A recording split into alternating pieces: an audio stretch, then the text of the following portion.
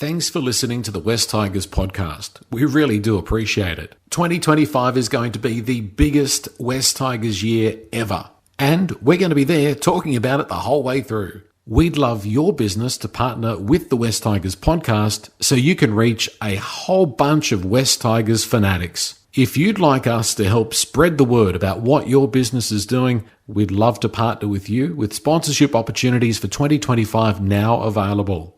For more details, send an email feedback@westtigerspodcast.com.au. We'd love to work with you.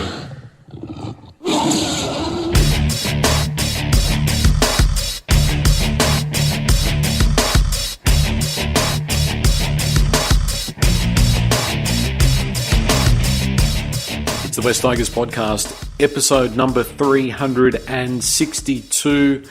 We're feeling really in the midst of the off season now. The Spoon Bowl is starting to become happily a very distant memory. Not that I watched it, but talking about it is becoming a distant memory. And we're starting to think about pre-season training not being all that far away. Last game of the year, of course, grand final on Sunday evening, and daylight savings comes. But we've got to talk about a few things that are happening at the West Tigers. Of course, our primary focus on this podcast is to go through the balance of the survey results. We did about half of the survey results last time. We'll do the other half this time. Nick's here, Gary's here, and Steve's here. I thought we might start with the only real bit of concrete news that we've got, and that is that Brett Hodgson, world's worst rumour, has been confirmed officially by the club. He'll be assistant coach next year, along with John Morris and Chris Heinington.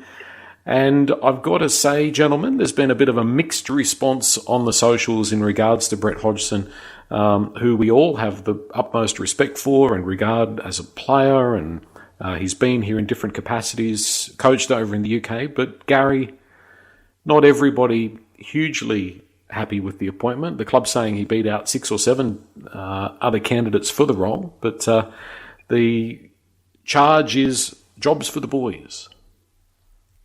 Yeah, but for me, it was an underwhelming appointment. I was hoping for someone with a little bit more experience, someone, and not necessarily head coaching experience, but someone who had a really strong resume as an assistant coach.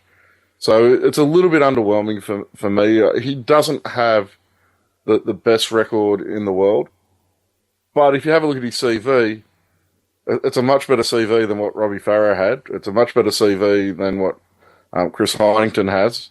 It's actually probably a better CV than what Benji Marshall has. But for me, it's a little bit of an underwhelming signing. I'm not going to sit here and rant and rave about it, but I was hoping for a little bit more. Nick, something I like about the appointment, I mean, I am putting my optimist hat on as much as possible here, and I'm giving the club the benefit of the doubt that they feel that Brett Hodgson is qualified for the job. But what I like about it is he had that playing career as both in the halves and as a back, as a fullback, which I think sort of strengthens the coaching staff, the variety a little bit. You've got John Morris, who played hooker and halves. You've got Heinington, who was a forward. You've got Benji, who was a half. But Brett Hodgson might be able to work with the backs a little bit. I think that might be something that there could be some advantage there as we look at our back line for next year. There could be, Joel. I'm just a little worried when I read that the news article from the Tigers or the press release that he joined, and you read through the first few lines. He had 2 years as the head coach of Hull FC in the Super League, and then more recently an assistant coach of the Wallabies. It just doesn't scream experience. Yeah, you're right. He was a specialist fullback, and he was a brilliant fullback. And for the size that he played at and the weight that he played at, he was, if you do a comparison based on his weight and his size against any other player in the league at the time when he played, he was as tough as they come and as good as they come too. But whether he's got that experienced edge and knowledge that we need next year to help Benji, because Benji needs help, and Heino as well. Heino doesn't have a lot of coaching experience either, right? Especially NRL. I think I'd like to know who those other candidates were. You said 6 or 7 were mentioned by the Tigers. I'd like to know who those experienced candidates were and what Hodjo had over them to be selected. Yeah. Steve, you can see some advantages to working with guys that you know, that they consider each other, those 2005 boys, like brothers. You can see the potential positive of having people that you trust and that you can communicate and work with because you've done it before to great success. But there's probably that argument as well that maybe we kind of needed a voice, and that's nothing against Brett Hodgson, but just some fresh or some different ideas from different cultures. I suppose he's had some exposure over in the UK and with the rugby, but I see that as maybe a possible weakness there, that he's not coming with a experience and qualified strategies from another winning environment in the NRL. Yeah, well, I suppose if you look at it from the perspective of what were they thinking when they sat round the table and they had those 6 or 7 CVs or responses from interviews in front of them, what was it that got Hodgson over the line? What was it about him that made him the ideal candidate to be assistant coach for West Tigers?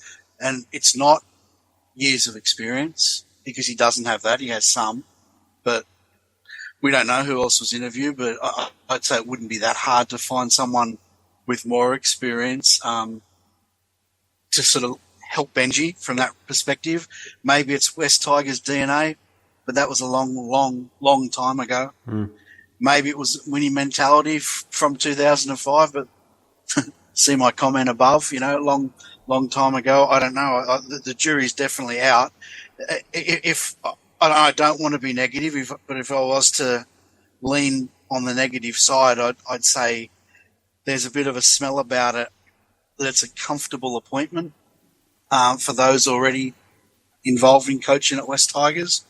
But maybe that's not true. Time will tell, I suppose. Look, and as I said, I think it's an underwhelming appointment. Now, Brett Hodgson's in my top 5 West Tigers players ever, so it's not a knock on Brett Hodgson. And just to put a little bit of a positive spin on it, because I do find it an underwhelming appointment, his coaching record and percentages aren't great, but there were some good signs when he was coaching at Hull.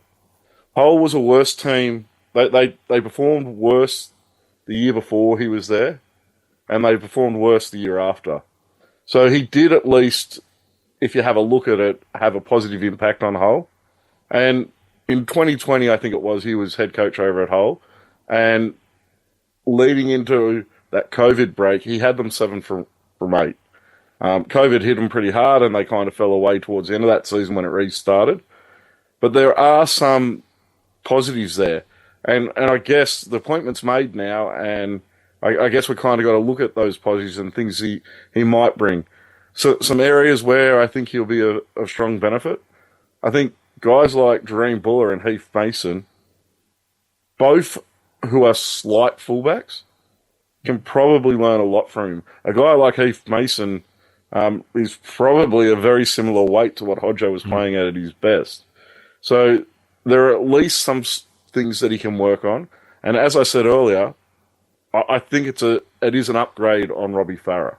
So I wanted someone who could probably be a little bit stronger support for Benji Marshall, but maybe those people weren't available. Maybe, like, we are the 3-time wooden spooners. What experienced assistant coach are you going to get to come to the club and operate under Benji Marshall in that situation? So quite possibly he was that best candidate because the field just wasn't that strong due to the position we're in. And we've spoken in the past about coming to the West Tigers kind of being a career killer as a head coach. As an experienced assistant coach, if you're in one of those good systems, what do we have to attract a guy across into an assistant role at our club? And though those things were probably an issue in that search for who those assistants were going to be. Yeah, well, it's a very subjective thing. Like Gary, you just said, maybe he was the best candidate. Well, obviously he was, because he's been appointed. Like, so in the eyes of the people that made the decision, he was the best fit for the job. But that's so subjective, and there's no real metrics. Yeah, without knowing what their that. criteria was, you can't really tell. No, exactly. I suppose I think about what does the team need next year, and our back line, our backs were starting to look okay, in attack anyway, not in defence, in attack. We were starting to be a threat. We're in running shape from out wide.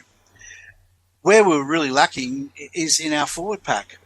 And if you look at our coaching, our four main coaches for next year, and Hino, John Morris, Hodgson and Benji, it's really only Hino who's got playing experience in the forward pack. And we're a little bit light on as far as mentors for our young forward pack, which I suppose we'll talk about this later, I imagine. But it just heightens the need for us to get an experienced front rower into the playing squad, I'd say, because it's lacking in the playing squad and it's also lacking in the coaching squad, the coaching group. Yeah. It's interesting, now that Benji's moving into his second year, and interestingly enough too, the next question that we have to go through on the survey is a question about Benji's future. Will he be coach at the end of 2025? But he's now no longer completely inexperienced. He has some experience. If you look at it, there's been plenty of coaches. I don't know if we want to debate this or if anybody's got a counterpoint or anything, but there's plenty of coaches that have won competitions within their first 3 years of coaching first grade without very much reserve grade or lower grade experience in the past. It's not unheard of. James Webster's first year as a head coach, he got his team, which are perennial underperformers, into the top 8. I know that wasn't sustained this year, but I think we're in a different place next year. I think that we don't really, none of us have played first grade football. None of us have been elite footballers.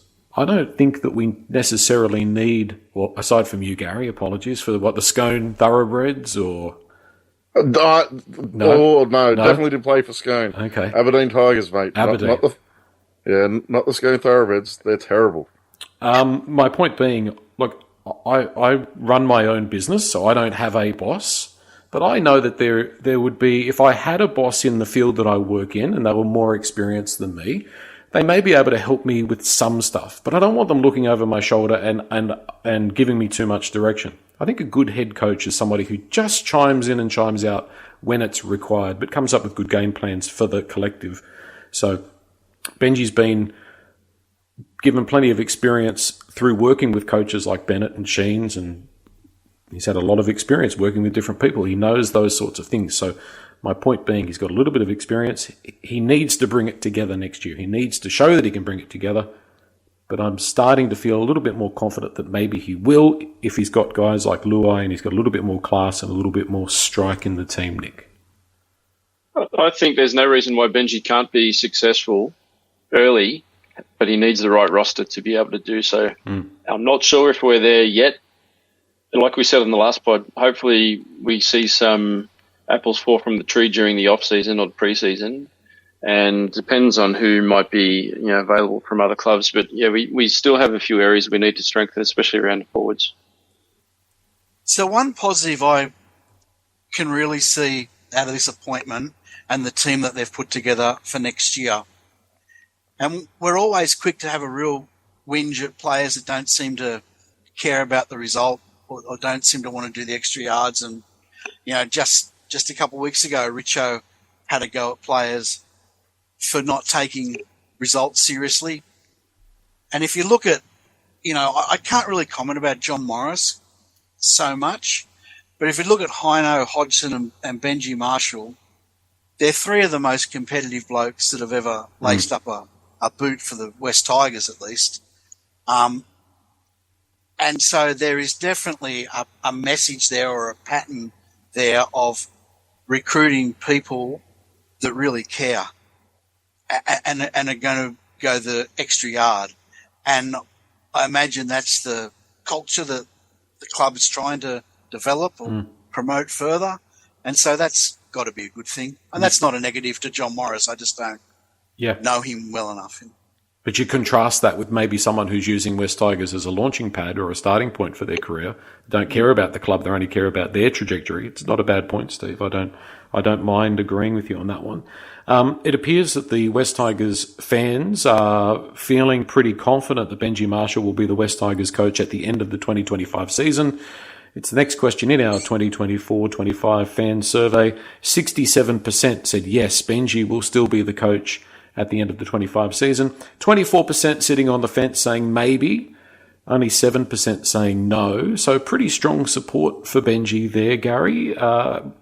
About what you would expect at this point. I wasn't expecting it to be such a strong yes vote there, that he'll still have the job. No, it was probably a little bit more positive than I was expecting that question to be. I think, look, I'm one of those ones sitting in the middle where I don't know. At this stage, for me, it could kind of go either way. And a lot of it, I think what Steve said a moment ago, a lot of it relies on the roster that we head into next year with. And what happens over the next 3 months, I think, is really crucial to Benji Marshall's career. We definitely need to improve that forward pack. Otherwise, if we're sitting at that midway point and we've won 1 or 2 games next season, then I don't see him seeing out the rest of that season. And I don't see him seeing out the rest of the contract. So I think it's really important that we get that roster right heading into next year and that we get a decent start to the year. I think if we're at 1 or 2 wins at the midway point, he's in a fair bit of trouble. It's a difficult assignment because normally when you're in your second year at a club, you've still got a little bit of, like Madge it wasn't until he was in that 4th season that the whip started cracking and the pressure started really being applied. Normally in your second year, you still kind of got the job and you know you've got the job. But because of the lay of the land with West Tigers, where we're coming off 3 spoons, Benji is going to feel the heat on the back of his neck if those performances aren't there from round 1 next year. If our season's over by April, May, it's going to be a very interesting situation for the admin of the club to decide what to do. Yeah, correct. I think it'll be harder for Benji too because he's so green when it comes to NRL coaching. Madge had, a premiership win not too long before he came to the club, and his years of experience under his belt or in his CV when he came across. So he had that sort of backing him up. And I guess the longer Madge was there, I think internally we were probably hoping that as time went by, he'd be getting closer to fixing what was broken at West Tigers, but it just didn't happen. It just kept dragging on. But you're right, the pressure will be on Benji. Next season, especially early next season, like Gary said, we need to win games early, and that's going to be the hard thing. I'm hoping that we come out all excited. To be honest, with Luai jumping around at 7, we're going to have a fresh look attack. I'm hoping the guys gel really quickly during the preseason and can hit their straps. Come round 1. If we can get a few wins up early, that's going to give the whole place a lot of confidence, and hopefully that can drag us through to Origin period, and then who knows what might happen in the back end, but. Yeah, I guess what our fears are, if that doesn't happen, if we come out slow and after 10 rounds we've only won a couple of games, the heat's going to be on, then Benji will be a very easy scapegoat. It'd be very easy to put a line through him and say, well, it's not working. We need someone with experience, which I know Eddie's been calling out for a long time. Very crucial period coming up till, I guess, March, April, May, probably May. Important to try and get some momentum. Some of the times that a team has coming from a low position to a mid-table or even a top 8 position, they get a bit of a roll on, they get a bit of momentum going. And if we're spluttering at the start of the year, that's going to be a worry for the club. Yes, Gary? Well, one thing I would add is, as I was saying, I think the roster's really crucial. But you have a look at the changes that the Bulldogs made to their roster during last off-season. They were able to, and I didn't agree with how they upgraded their forward pack, but they were able to upgrade their forward pack to the point where they went from being a side down near the bottom of the table to a side that made the top 8. And for me, that shows what you can do over the off-season. It's really crucial, and I know I keep harping on about it, but this next 2 to 3 months for our club is really crucial. We have to be really smart about what players we bring into the club and how we set ourselves up leading into 2025 and how we leave ourselves in a position to keep improving the roster for 2026. which is your favourite West Tigers home ground. Again, one that surprised me here, Leichhardt got 77% of the vote. Campbelltown only 16. Steve, coming off the home ground and the home ground vibe, I suppose you'd say, that we've built at Campbelltown this year, I was surprised that number was so low. Only 2%. Just 6 people said Combank was their favourite West Tigers home ground. Lots of love for Leichhardt, but not as much love for Campbelltown as we might have expected. Yeah, I think if we'd done this survey 12 months ago, I'd have looked at that result and thought, yeah, okay, I can see that. But, yeah, you're right. We sold out Campbelltown nearly every time. So that is a bit of a surprise. I think it might be thrown up an anomaly, really. I don't think that's probably a true indication. It may be reflective of where people's loyalties are that actually did the survey. I don't know, because a lot of people went to Campbelltown on multiple occasions this year. But there's no denying that there's something so special about Leichhardt. I don't think anyone who goes to Leichhardt doesn't walk away from there knowing how special it is and what an amazing environment it is for footy. Yep, they've got to make sure that they keep it with those upgrades as to try and find that balance with all that. Not a lot of love for Combank, Gary. Complaints, typical complaints. Too close to Parramatta Stadium. Bit hard to get there. A bit hard to park. Staring at the sun. Still, it's a damn good venue, isn't it? Like it's hard to reconcile with the fact that only 2% said that that's their favourite ground. I thought it might have been a little bit higher than that, given we are always told that facilities are important to fans. Yeah, I don't mind Combank. I quite like it as a stadium. The only real issue I have with it is the one you raised there about looking into the sun. I don't like paying up my membership fees and having to sit on the eastern side and look into the sun on a Sunday afternoon game. That's really the only complaint I have about it. I don't think it's that difficult to get to. I don't think parking's that bad. I don't really care that it's in Parramatta. None of that really bothers me. It's a great ground to watch football at.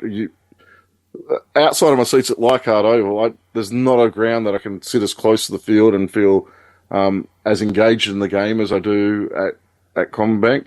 So, yeah, I don't mind playing there. I much prefer it to Accor or ANZ or Stadium Australia or whatever you want to call it. That's just down the road. I think Bank West is much better than that.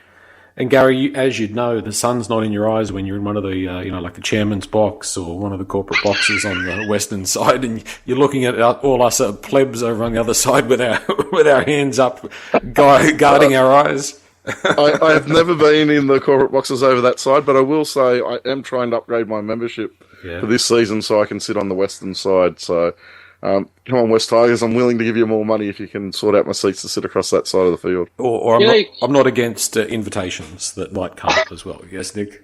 You can get those sunglasses with the little shades on the top. They kind of look like roofs. I've seen Gary walk around with VIP tickets over the top of his sunglasses, blocking the sun. Have you seen how white I am?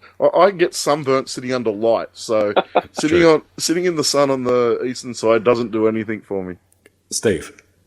Yeah, I just wanted to make one point about home grounds that we didn't cover off on the survey, and I don't know whether it's just me and looking at it and not seeing it as it is, but whenever I go to a game and it's not our home game, I am stuck in a corner miles and miles away from the action. Right now, the good thing about that is I'm usually with a bunch of people I know and a whole lot of West Tigers supporters. But when I'm looking at our home games and I'm sitting in my seat and I look below and there are hordes of opposition supporters sitting on the halfway, on the 40, on the 30, and I'm thinking, why is it that we are not pushing our opposition supporters into a corner like every single other club does? Is it just me or is that a thing? Yeah, I think you're probably right. And I don't know what the strategy would be there unless it's trying to make it look fuller for the television or they can charge more for those premium tickets, something like that maybe. But It is kind of disappointing because nothing beats going to the game and sitting around people that are on the same side as you and having, sitting next to 8 bloody Parramatta fans and nothing worse. Well, yeah, like Parramatta's the perfect example. Like, I get it. I get it that we want to play Parramatta at Parramatta, right? Because you're gonna pack the place out, and if it's a home game for us, we're going to make a lot of money out of it. I totally get that. But make them sit down in a corner. Like, don't give them an advantage. Get them there, but then make it disadvantageous for them. Parramatta fans, they should all be in very dark corners, Nick. Spin the seats around the other way, make them face the back. Yeah, exactly. Yeah, put them in the naughty corner. Why not? Other answers that came in, because we gave people the individual option of riding in any other stadiums, was their preference. Somebody said Gosford. Another person said a new stadium somewhere. Homebush or Sydney Football Stadium. A couple of votes for Accor as well. Obviously, Homebush being the same venue. Yeah, that was Mike, I'm sure. Mike voted for Accor and the Sydney Football Stadium about 15 times. Anywhere but Parramatta and the Sydney Football Stadium. Next question was, these are more sort of broadly NRL questions. The NRL consistently listens to rugby league fans. Only 1 in 10, 10% strongly agreed or agreed. Neutral 28%, but it was a 60% saying NRL does not listen to NRL fans. That they disagreed with that statement or strongly disagreed. It's a hard one, isn't it, with the game? So much of it's corporate driven, and yes, the fans are an important aspect of it. But I think if there's one complaint we could make about the NRL that I would make in the last 10 years, it's that I think they've become a little bit disconnected from the average person. Does anybody else feel that they're a little bit high and mighty? But for me, the big example of that is the overuse of the bunker. I think most NRL fans have had a gut full of poor decisions being made by people who get to watch replay after replay. And the fact that Annesley comes out every Monday with his reasons for why they got a decision wrong or why the wrong decision was correct, I think that sort of stuff is way out of line with probably most of the fan base of the NRL. Those sort of things they need to do a lot better at. And for me, that's where my point of view of them not listening comes from. There's a sort of like a shudder that runs down my spine thinking about, not that I care, but the grand final being decided.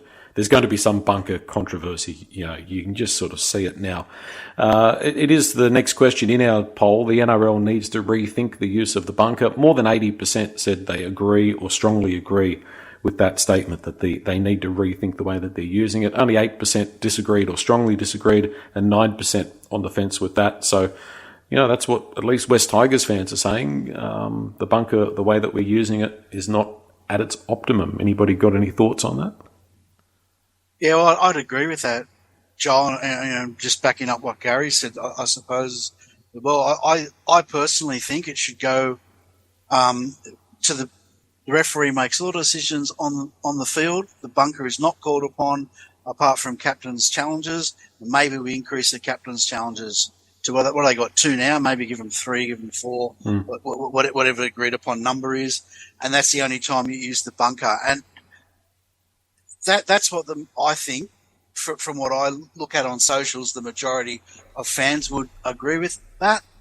But I don't think that's the way it's going to go, unfortunately.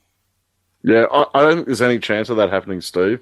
That's a borough I've been pushing for, I don't know, 5 years now, that it has to be a captain's challenge. Because what it does is it gives your power back to your on-field referee. And I think that's the biggest problem, is we're taking too much power away from that on-field referee. And the fact that he has to make a decision, it is his decision to make, and the only time his decision is challenged is when a captain calls for it. I think that's... Can I add to that, Gary? It's not just power, right? It's reducing the noise. It's reducing the noise inside the referee's head. I couldn't imagine how difficult it would be to referee a game going at the pace that NRL goes at, with the players at you non-stop as they are out there on the field, and then you got the touch judges rabbiting away at you, you got the bunker rabbiting away at you, and you're trying to focus. You need to get rid of all that white noise so they can concentrate. Sorry, Gary. Yeah, and no, to go further on your point, my opinion is the only intervention in general play that bunker should be having is around your HIAs. If there is a risk to a player, then you have the bunker step in. I don't mind them assisting with deciding on foul play penalties and that sort of stuff. I don't think that's a major issue, but they're getting those wrong all the time as well. So for me, the less involvement they can kind of have is much better. And once you make it a captain's challenge, if the referee makes a mistake and it's not reviewed, then that is down to the captain. That is down to the team that didn't call the review. And I wouldn't increase them, Steve. I'd keep it at 2. You keep it if you're right. If you're wrong, then it's gone. And it means that the players have to make a decision about whether this is the right time to use that challenge, whether we really believe that this decision is wrong. And what it does is it allows, instead of like every 50-50 call being checked, it means it's only really the howlers that are being checked. And it's only the howlers. That's what it should be there for. Yeah. It shouldn't be there for the 50-50 decision or the judgment call. It should be there when a referee misses something terribly. And that's the saving grace. This thing where we award a try and then we've got to wait for the try confirmed to come up. It's terrible. Yeah. It takes so much emotion and spontaneous out of the game, because every fan now, when a try is scored, you're sitting there waiting to see if it's going to be, where it's really a try, where it's going to be taken away. And there's nothing worse than seeing points go up on the board. The points literally go on the scoreboard, and then the bunker steps in and they take them off again. How do we have a sport where points can go on a scoreboard and then be taken away again? What sport in the world has that? Like, it's just... And I'm getting a little annoyed about it right now, because it just takes so much sport. There's meant to be instant gratification in those tries being scored and the ability to celebrate that. And it's just been robbed from fans with the way that they're doing it at the moment. You worry that it's about the commercial side of things, that the amount of money they can sell for the advertising for the bunker and that kind of stuff. But I don't think it's added to the game or made the game a better spectacle. And only 1 in 3 people in the survey said that rugby league is better today than it was 10 years ago. 46% disagreed with that statement or strongly disagreed that the game hasn't got better in the last 10 years. And I think a lot of it's to do with those things that we're talking about there, the bunker and you celebrate a try and then a minute later it's taken away from you and all of that stuff. It doesn't help that the Tigers have been terrible for a decade either. It may have skewed things a little bit more towards the negative, for sure. Yeah, is rugby league as enjoyable as it was this time 19 years ago? No. Well, I was about to say the same thing, Joel. Rugby league was at its best 19 years ago. Maybe we should have buried the game back then. Yeah, 19 years and 1 month ago. It was a pretty good time. Next one is specifically around the West Tigers. The West Tigers administration cares about what fans and members want. 40% said yes, 40% were neutral, 20% strongly disagreed. So that's not a bad result for the admin, Nick. I mean, that's pretty good. 40% strongly agree. I don't think too many organisations are going to get more than 40% too regularly in this type of sort of playing environment, if you know what I mean, this landscape. What do you think? I'm fairly neutral. I do think they care. It depends how deep you want to go. If you think about basic things like a membership pack, I know they've tried to tweak it a little bit over the last year or two. I think last year, I can't remember what I got, but it wasn't overly exciting. And I know that they've come out with the new packages for 2025 already. And I know Gary's had some thoughts about those packages and the ticketing and that sort of thing and seat allocations. I think every club has to care about about the fans, because we're the people that are putting the money into the club. We're the ones that keep that ticking it over financially. So, yeah, I'm not too sure. I'm fairly neutral. I'm sure Gary's got some thoughts. I was just going to ask Steve the question, is that an area of opportunity for the club to really show that they do care about what the fans want? Maybe this is an avenue for the club. I know in the past they've done different surveys directly to the members, but I don't think that's something that happens regularly anymore. But really showing that they care. And obviously we're in a world where you can please some of the people some of the time. I mean, you're never going to get everybody on board, but I see it as a bit of an area of opportunity to bump that up a bit higher than 40%. Well, I think they absolutely care about growing membership, and quite rightly, that they have to do that. You need revenue coming into the club, and the more members, the more revenue. I think there is a genuine push to be more aware of what the fan base is thinking. I do believe that. I think historically there has been a reluctance to own the issues in the club that the fans are seen as whinging, as opposed to bringing up genuine concerns. And I still think that is there. I don't think it's as bad as it was, but I do think it's still present. They probably need to continue to try to address that. But I'd say, from what I'm seeing and hearing, I'd say that they are putting the people in place and trying to put the systems in place to be closer to the fan base and develop that more family attitude, culture, I suppose. Just on that, Steve, I'm just listening to you talk there. I'm thinking about Richo during this season just gone, how he was a little bit arrogant the way he came out initially and said he didn't want to talk to anyone unless you knew what your membership number was. If you weren't a member, he wasn't interested in listening to you. Like that's a pretty strong point that he's putting across to the members and the fans. The fans, I guess, and the supporters. If you want to be heard by him and by the club, you need to support the club financially to get his attention. And what I do like about what the club did too this year was we all know that they bottled up a lot of the leaks that were coming out in the media with the prior management. And Richo's mentality was always members first. So he always came out and behind the roar and the other pods and interviews that he did and said, members are going to find out the information first. We've stopped the leaks. You guys are going to get the email broadcast and the email notifications and then the website broadcast before anyone else. And they did do that. So from that point of view, they are putting members of the club before other people. I think there is a much better attitude towards the fans in the past. And I think for me, it's probably a more genuine attempt to engage with the fan base.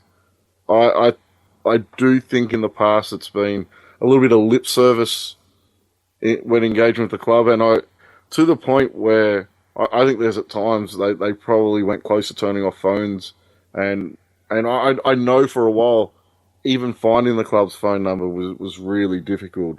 So I think there was an active effort at one point to stop fans being able to contact the club in that manner. So I do think there's a general push for better engagement with fans and members, and I know Richo did come out and say that he would only talk to members. But if you have a look at his history, he was at South when they grew their membership massively.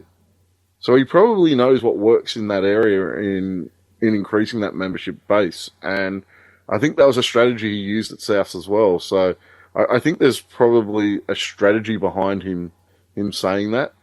Now, I don't think it comes across very well, but I do think there's a genuine strategy from the club. And I think the big thing is, and I think Steve said it, that the club is really interested in growing that membership base and increasing those numbers.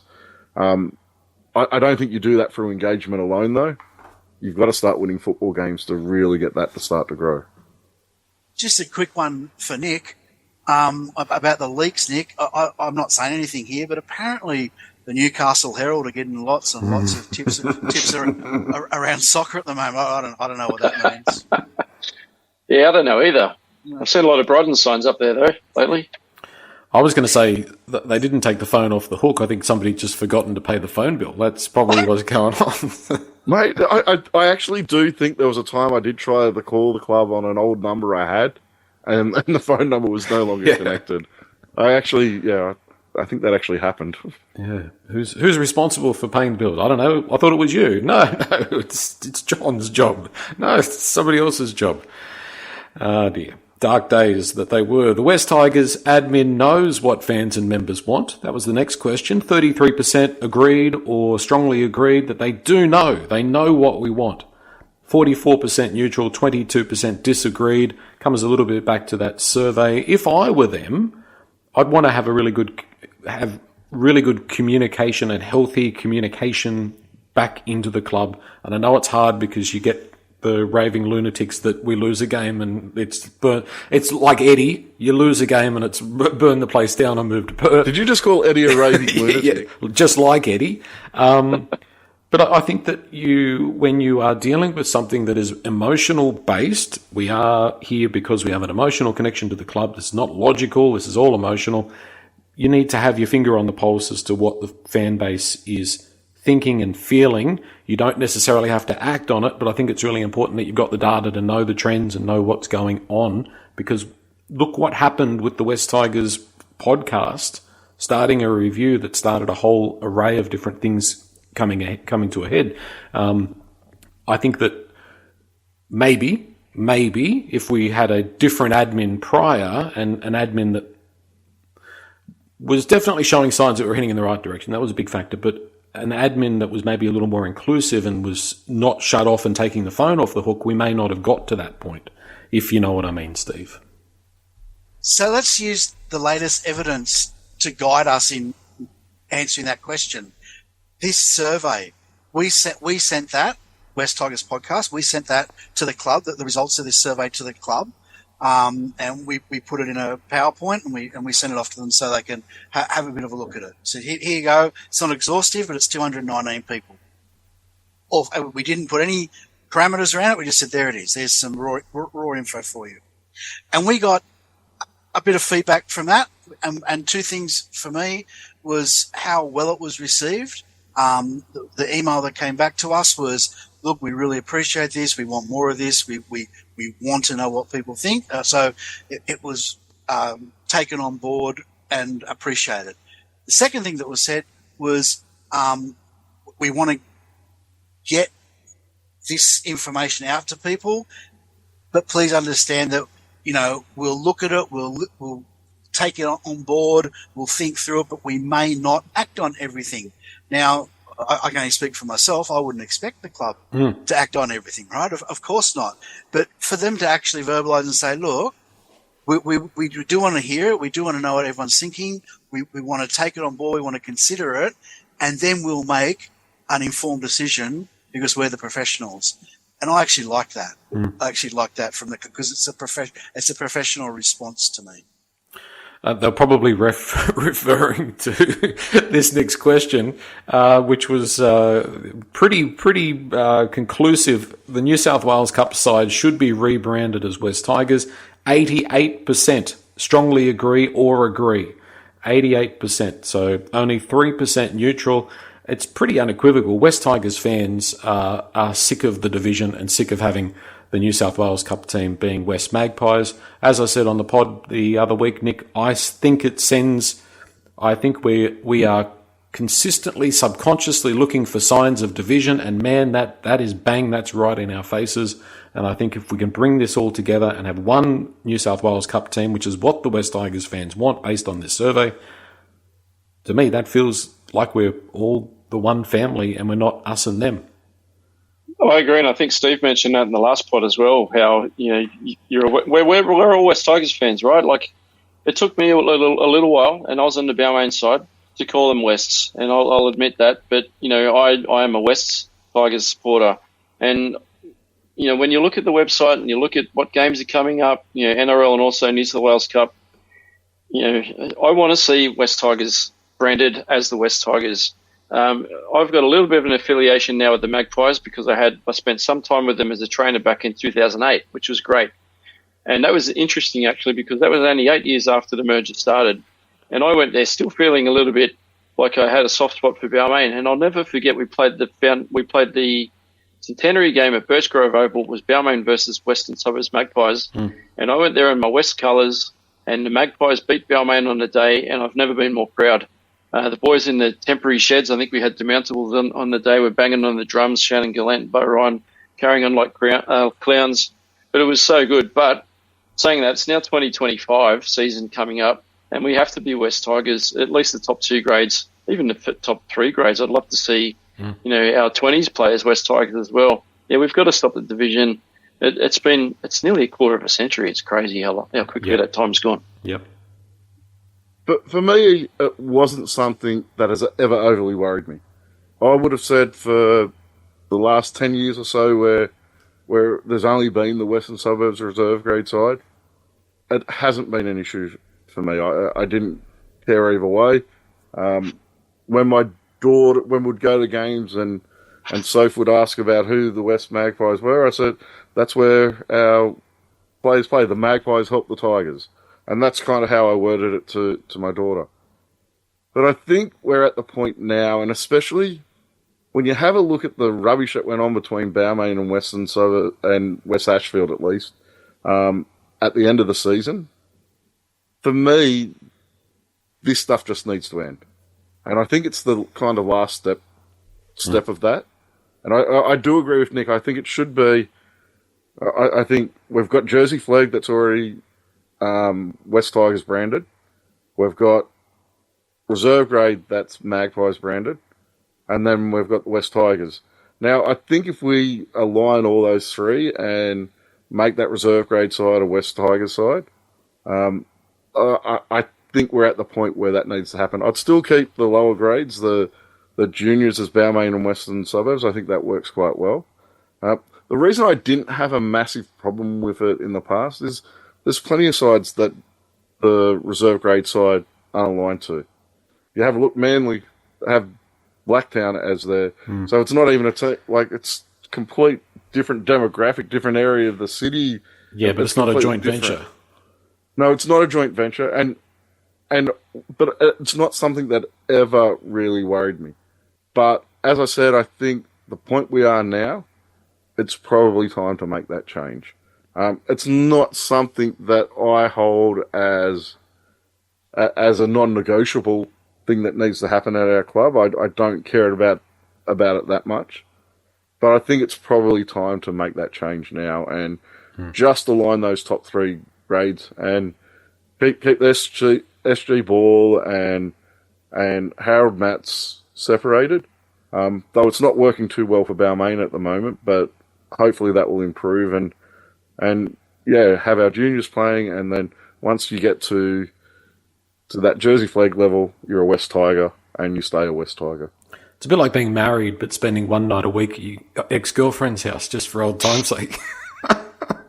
It's not a bad idea. Yeah, I bit my tongue on that one. Nick, I'll edit that out for you. So I just want to go on the record and say I remember in 2000, I'm always the one that's going back down the time tunnel, Balmain played West before a West Tigers game, and I hated it. I didn't want it from the start. I thought if we merged the whole lot, because we had guys like Ken McGuinness, we had West Tigers players playing against West Tigers players. I hated that. I thought I hate that division, and that was in the year 2000. But a funny story mentioning taking your daughter to the football. The first game that I took my youngest daughter to, it was a game against Parramatta, and the New South Wales Cup was the Magpies versus the Magpies. It's very, very hard to explain how the Magpies were playing the Magpies. That just she glossed over trying to explain how that could be the case. And that was obviously Wentworthville versus Western Suburbs. The West Tigers will finish in the top 8 in 2025. Not a whole lot of optimism here. Only 18% agree or strongly agree, 25% neutral, 55% disagreed or strongly disagreed. Goes back to where we started the pod, doesn't it, Steve? Looking at that roster for 2025, there's some areas there where we're excited and we're optimistic, but there's some areas there we think we haven't improved or maybe have regressed slightly, perhaps. Yeah, well, there's so much to say about that. Like Steve voted 36 times. Like, how to quantify all that, right? Or at least qualify it.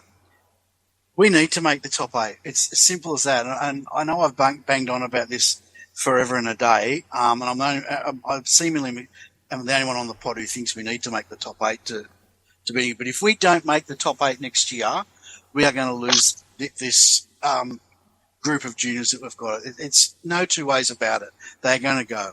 We've finally got juniors. Excuse me. We've finally got juniors that can play the game and can have long careers in first grade. And we want most of them to have long careers in first grade with us. If we are not competitive, if we do not get ourselves off the bottom of the competition and become a serious force in the NRL, these guys are quite rightly going to leave us and go to clubs that are. It's that simple.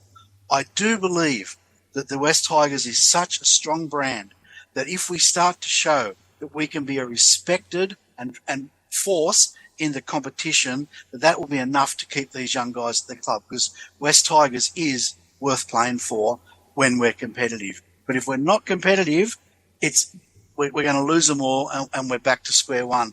And so therefore, if we go back from that, this next 3 or 4 months, we've said it 100 times, it's so important because we've got to strengthen the roster to make sure we can compete for the top 8. I think there's very little chance of us making the top 8 next year. Here we go. Already. Fair. No, mate. Defeatist. Our roster is not at that point. No, it's not being defeatist. I think we'll improve. I think we'll have a much better season. But my expectation, I don't see us getting into that 8. It's unless we're signing 2 really good, strong props. Pick up Regan Campbell-Gillard and Nelson Solomona. I think that gives us a much better chance. I think that gets us into the top 8, but I just don't think we're strong enough in the forwards to be able to do it. And I'm not going to judge what my expectation is on what we should do. I'm going to look at our squad realistically, and I'm going to make my assessment based on what the squad I see, what I think they're capable of. And unless there's significant improvement in that forward pack, especially around the prop position, then it's going to be a very difficult task for this side to make it into the top 8 next season. Toby Rudolph has ended the chat. Sorry, Steve. That's what they have to do then. There's no argument there, because I just said that's why the next few months is so important. They just have to get the squad to a quality that can make the top 8. Because if we don't, these players aren't going to stay. It's as simple as that. And if you're happy to accept that in 26 and 20, they're all going to walk out the door and we're going to be back to square one and we'll just get the dregs of the competition again, and we'll have another squad of 30 that's made up of the no-hopers from every other club in the NRL. If you're happy with that, then sweet. But if not, if you're not happy with that, we've got an opportunity here to actually pull ourselves out of the hole we've been in, and we've got to do whatever we have to do to make that top 8 next year. And that, if that means bringing a Sofra Solomona to the club, then do it. If that means bringing Regan Campbell-Gillard, do it. And if they can't get them, they've got to get someone else. Because if they don't, we're toast. Nelson's no good, Steve. He's sitting on the bench the first 5 weeks. Mate, I wouldn't mind. If he was to come to us next year and he has to miss the first 5 weeks, so be it. Get him at a pro rata discount. Yeah, he's not available for the first month. Gary. The question, though, Steve, wasn't what I think needs to happen for the club. It wasn't what I want to happen. It wasn't what I hope to happen. It was what my expectation and what I think will happen. So it's not about me being happy with not making the 8. It's about answering the question, which is, do I expect the West Tigers to be in the top 8 next year? And having a look at where we are now, having a look at the changes we've made so far to the squad, having a look at what is available out on the market, then I can't have an expectation. I can't believe or think we're going to make the top 8 until there is that significant improvement. I want us to make the top 8 more than anyone else. But me wanting it doesn't change that. I've wanted it every year for the past 15 years. So I have to have a look at where we are positioned with our roster. and make my judgment based off that and hopefully we can sign a couple of really strong props, and my opinion and my assessment of how I think we'll go next year can jump right up, and I can be there with you saying, yes, I think we're going to make the 8. I want to make the 8. And I don't expect our club to have the expectation that they're not going to make the 8. I expect our players to go into the pre-season with the goal of making the top 4. Yeah. But that doesn't mean that I can sit here and just wish it or will it into happening when really there's no control over that whatsoever. It's not wishing it, Gary. It's definitely not wishing it. It's drawing a line in the sand and saying enough is enough. You need to make it happen. And what chance do you think? That's not wishing it. That's saying do whatever has to be done. Like get a bloke like Clemmer and get him to play to his level of ability. Like for the first time in years, let's get the players that are in our club to play to the level of ability, not getting them to walk out the back door because they're sick of the joint and then going and killing it at every other club that they go to, which is what's been happening. We have to stop this rot and say no, right? This squad, and I've said this a number of times too, this squad is not that far away from being competitive. And by competitive, I mean making the 8, which is a 50% pass mark. That's not that difficult to aim towards. Do what they have to do to make that happen. It just has to happen. It's not a matter of saying, well, I hope they do it. Do it. Make it happen. Because if they don't, we're gone. So the question is around your expectation. So what percentage chance do you think that's happening? You're sitting there at 100% that we're making the 8 next year. No, I'm not sitting at 100%. That's what Steve's saying, Gary. It's not what I'm saying, no. But that's not what the question was either, though. No, you're just playing with semantics because you don't like to ever be wrong, right? I'm not playing it. No, Steve, I'm not playing at semantics. What I'm saying is that the club needs to make a decision. Everyone in that organisation needs to make a decision that they are making the 8 next year and do whatever has to be done to make that 8. And yeah, but that doesn't change what my expectation is right now. Yeah, as things stand, what Gary's saying is as things stand, he doesn't expect us to make the 8. And what Steve's saying is it's vitally important that we do absolutely everything we can to make sure that we do. And I'm pretty sure, Steve, that Jerome Luai will be coming with the expectation that the West Tigers will be making the 8 next year. And I wouldn't want to be getting in his way. And Nick, I would throw to you and let these guys calm down and cool down for a second. I would say to you, with the spine that we've got next year, I think we've got some reason to be optimistic. I mean, the spine's very, very important. And add into that, you've got Galvin in his second year, which I think is going to be a big help for him. What is a pass mark?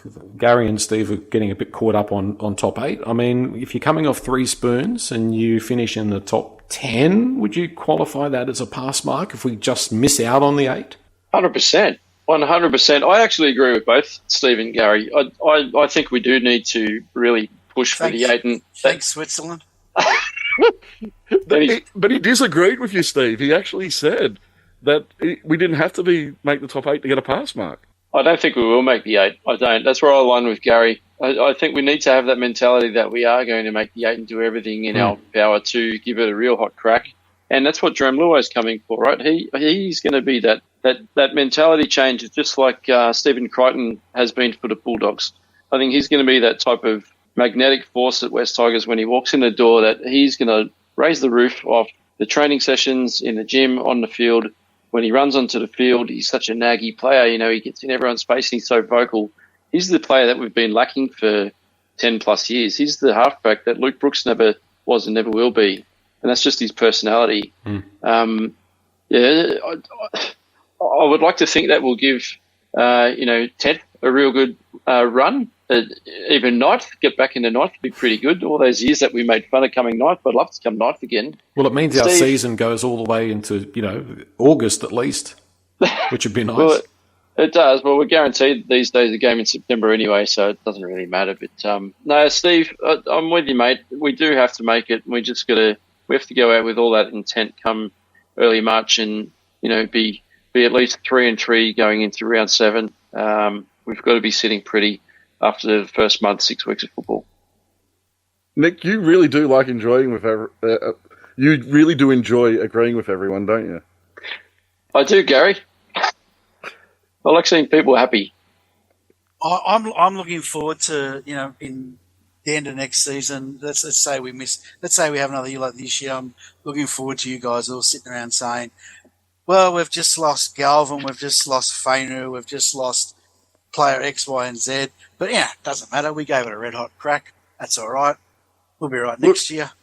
I'll be really honest with you. I think just as much a key to keeping Galvin at the club long term is his relationship with Jerome Luai. I think it's really important that relationship, that when Jerome gets into the club, he can build a really strong relationship with Lockie Galvin. I think that gives the potential that even if next year is not a top 8 year like we'd all like to see, I think that improves the chances of him staying anyway. So I think that relationship is really crucial to Lockie Galvin moving forward as a West Tiger. I think a lot of it too, harping on my physicality word, but it's the prep that we do, what this off-season looks like is really, really important. As much as it is putting a couple of extra players in that roster, it's how prepped they are, because once again this year they weren't prepped properly, in my opinion. The West Tigers will finish last again in 2025. 84% saying that they disagree with that or strongly disagree with that. Only 1%, three people said they strongly agree. Eddie and a couple of other people obviously voted there. 5% agreed, but West Tigers fans are saying, no, it's not going to happen again. 4 straight spoons. I'm in that camp. It just can't happen. It's not going to happen. Let's not even discuss it. The West Tigers admin consistently listens to fans and members. You've been cut off, guys. 52% neutral, 17% strongly agree or agree, and 29% disagree or strongly disagree. So, very similar to the other questions about the admin. And once again, reflecting the fact that we've sent this off to the West Tigers admin and they can look at this and look at ways they might be able to improve things. Let's have a look at a couple of 2025 West Tigers specific things. Which West Tigers recruit are you most excited about? Jack Bird got 1% of the vote. Royce Hunt got 2% of the vote. He voted himself. Yeah. Jarrell Skelton got 5% of the vote. I was really, really surprised at this. Sunia Turuva, only 1%. So exactly the same percentage, same number of votes as Jack Bird, which leaves 90%, 199 votes for the West Tigers recruit that people are most excited about seeing, and that is Jerome Luai. So that's pretty massive. It's going to be a fascinating thing to watch. Let's just forget about the greater West Tigers, team and squad. But for a guy to come from where he has with the Panthers to come into our team, basically he's going to be captain or co-captain. I am going to be fascinated to see how the Jerome Luai era looks. Steve, there's a lot of pressure on him. But look at the pressure he's had this year with Cleary not being available, and he's stood up. I think we've got every reason to be pretty damn excited. Yeah, I don't think pressure will be an issue for Jerome Luai. I think he'll handle that really well. In fact, I think he's one of those small percentage of people that thrive under intense pressure. And there's no doubt he's going to be a revelation for us. He's going to be, our number one player straight away. I would say, no disrespect to Appy or Galvin or others that are close to that. But I reckon the question probably should have been outside of Jerome Luai, who are you most excited to see? Because I think that's pretty obvious. Can I just mention, I'm really looking forward to watching Skelton play, because when I had a look at him, and I haven't taken much notice of him, when I looked him up, he was sort of like the 4th picked winger at the Bulldogs, and I thought, well, what the hell are we buying someone who's 4th in line at the Bulldogs? And then I watched him play, and I just thought he was a really good footballer, and ran the ball so hard. Now, what I'm going to be looking at is, why was he 4th at the Bulldogs? I really can't understand it. I'm looking forward to getting to know his game and watching him, which is not your question, sorry, Joel. That's what I'm looking forward to. He'll be 3rd pick now that Addo-Carr's likely out of the picture. And the funny thing is, every time we mention Addo-Carr at the Tigers, everyone's shaking their head. So we're happy to take the fourth best, but not the third best. Yeah, I'd definitely take Skelton over Adokar every day of the week at this point in time, because what I think you get with Skelton is you get exactly what we lack. That ability to get go forward coming out of our own end has been our biggest issue for a number of years now. And that signing, to me, is a targeted signing where they've looked for a guy that can provide an area of weakness, and they've looked in the reserve grade sides of teams for someone who has that ability that we're lacking. And that's what impresses me about that signing, and that's what gives me some hope, is the fact that we've gone out and we've identified a need, and we've looked for a guy whose path was kind of blocked to getting into that first grade spot and offered him a contract to get him across. We need to be doing more of that. Because I think in the past, you have a look at our signings in the past have been very ad hoc. We've kind of a name, someone comes onto the market and we throw everything we have at them, whether what they provided was a real need or not. I think that the Tavita Pangai Jr. and the Latrell Mitchell signings, they stank of that desperation of just getting someone across. And a signing like Skelton on what appears to be a really good contract but targets an area of weakness, I think that shows a lot more maturity in our recruitment than what we've seen in the past. I liked what I saw of Taruva in that final last week as well. I thought he was one of Penrith's best players, very energetic and good with those returns as well. Just back to Jerome Luai, a player like that, because we've spoken about him in terms of what he's going to bring on the field, but I think in terms of the marketability, in terms of getting people excited in the brand, I know that Benji was always that guy that converted people into members. Surely they're going to be using Jerome Luai at every opportunity as the face of the West Tigers, Nick. I think he's a very marketable guy. He's a family man. He's a working class kind of guy. I think there's a lot of flow-on benefits from having him at the club. Sure are. And I can just imagine the media once he walks into Concord on day one. It's going to be massive. It's going to be. It won't be front page news and lead story on 6 o'clock news, but it's going to be lead story when the sports comes on right in that evening. So yeah, extremely marketable man, very larger than life personality. Although he'll probably tell you that he's a humble man, and outside of the public eye, I dare say he probably does have a lot of humbleness about him. Young family, brilliant footballer, and I was watching him last week. Playing in that semi, his footwork, it's very Benji Marshall-like, and that's extremely marketable too. So that's going to be on a lot of highlights packages. I cannot wait to see him wearing Tigers colours doing those moves. And he's been holding off on the haircut, waiting to get to the West Tigers barber. I hope he doesn't. I hope he keeps it. I like the long hair. He's been holding off. He won't pay for a haircut. He's like me. He won't pay for a haircut. He's waiting to get a freebie at the Centre of Excellence. It's part of the deal. As many haircuts as you want. That's what got him across the line. Which 2024 player will West Tigers miss most in 2025?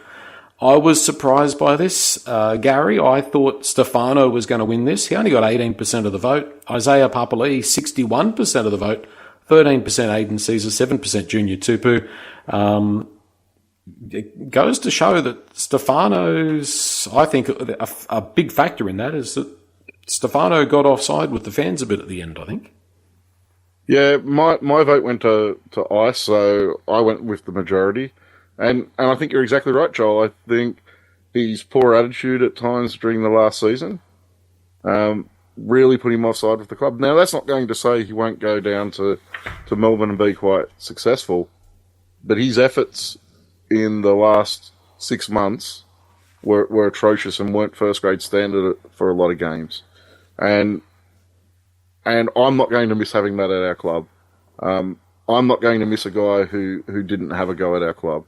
And the saving grace, I think, for Sire was the fact that after he signed, and I know it was after he signed with Penrith, I thought he at least had a red-hot crack in that back half of the season. And it coincided with us moving him into that lock role, and I thought he did really well in that role and played his best football for our club after he'd signed to go to Penrith, which in itself is really disappointing. But he at least had a red-hot crack towards the end of the season and showed potential of what we probably could have had. I think most West Tigers fans would say that they wish Isaiah Papali success, but maybe Stefano, at least at the moment, a lot of us would be saying, we really don't care. Couldn't care. Couldn't care. There you go. That's the whole survey wrapped up, 2024-25. We'll do it again. We might even do a mid-year one, maybe. I thought that might be just to mix it up and have something different to talk about. But we'll certainly make it an annual thing at the end of the season to do a big fan survey. So we could probably expand on it a little bit more next year. And I thought it was very interesting. No news other than that. I mentioned Toby Rudolph. We're not going to start that debate, Gary. Kobe Hetherington is apparently staying at Brisbane. I don't know what else to tell you other than we're hanging out for the grand final dinner or lunch or breakfast or supper. Or what is it, Gary? Is it dinner? It's the Gala Awards That's night, right. I think it's called now. I keep calling it the grand final dinner. Because it's a thing that we've done at our club for a long, long time that we no longer do having that grand final luncheon, and it's all been rolled in together with the awards night on the 11th of October, so next Friday. So it's getting close. Everybody's got our fingers and toes crossed that there's an exhaustive we'll hear list of players departing. We'd like to wish these players all the best, and we could fire up the shredder sound effects in the background as they're read out. That would be just perfect. Optimistic? Pessimistic? All we'll hear is Steph and Ice. That'll be it. You watch. Yeah. Gary, you going? You're sitting on the VIP table, right? Mm-hmm. I'm definitely going. I think Steve may be going as well. If he's talking to me by this time next week, we might have a chat there. Well, I look forward to getting updates from you boys on the inside goss. So, yeah, looking forward to hearing that on the next pod. Exactly. We plebs, Nick, we can't go to those sorts of things. We didn't get an invite. No invite, no. Just going to keep plugging away in life. Exactly. Everyone got an invite. I'll just put it out there that I'm a pleb too. I paid for my ticket, like everyone on my table, unlike one other member of the podcast team, who once again has sucked up and taken a freebie. Cash for No comment. shame. Yep, exactly. Thank you, guys. We'll see you soon. Thanks, boys. Thanks, Thanks, boys.